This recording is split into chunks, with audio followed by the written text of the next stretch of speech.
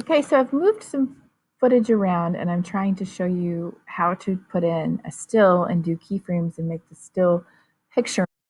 Here's where we are so far.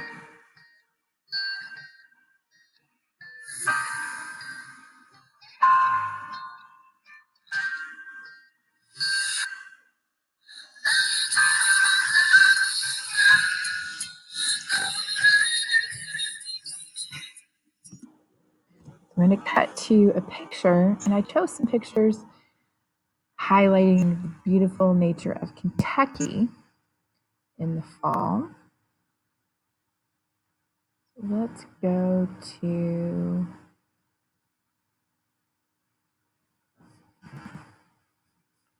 that one. Let's go to this bread shot.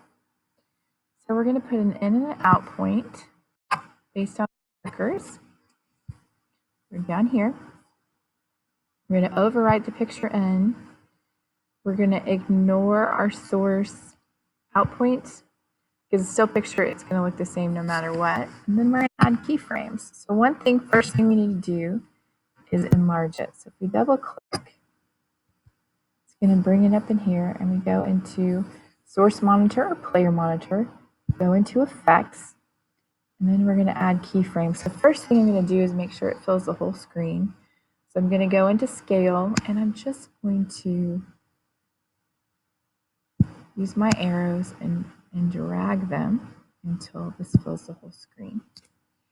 And I'm going to go to the first frame, and I'm going to add a keyframe on position and scale.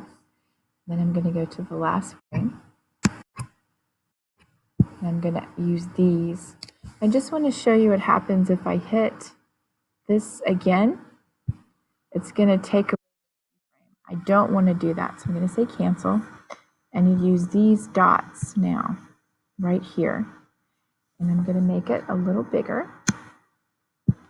Let's try, you can type it in 256, and let's move it over just a little bit right there. Move it down a little bit. So now when we play it, it's going to have some.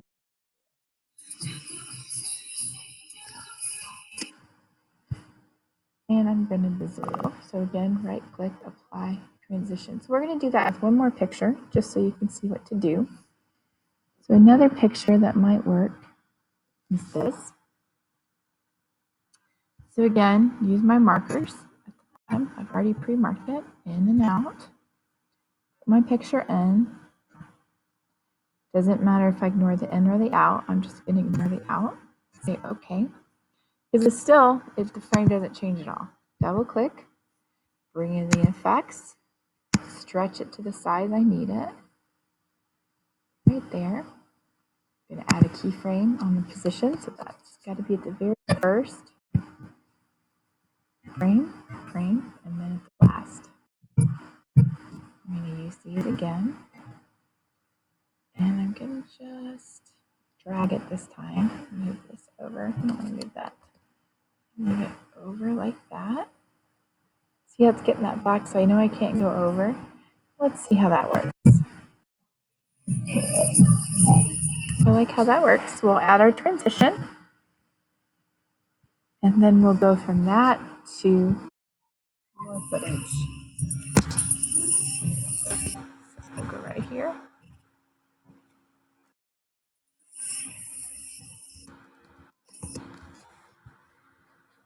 We're going to go and add moving footage.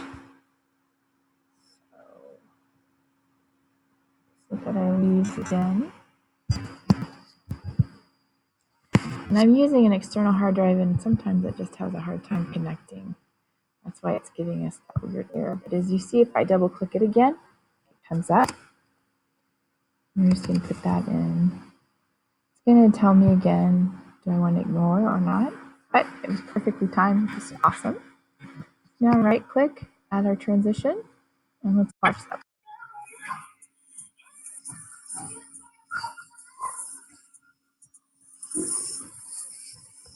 So that's how you add keyframes. There are other possible ways to do it. One more way, and I'll just show you, is if we put a picture in down here, name with K that really won't fit with what we're doing. Let's go in. Okay, here's a fall picture. Do in and out real quick so you can see. Wind up.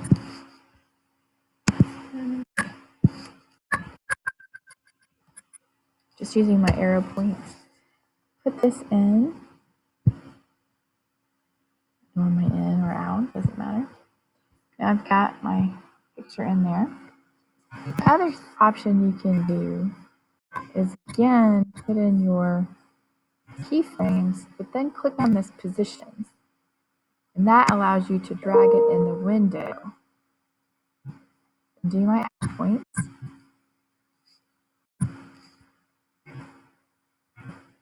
Again, click position, and we can drag it some more to where it might work. Now when we play it, those are a couple options on how to do keyframes. I hope that helps. We have one more section.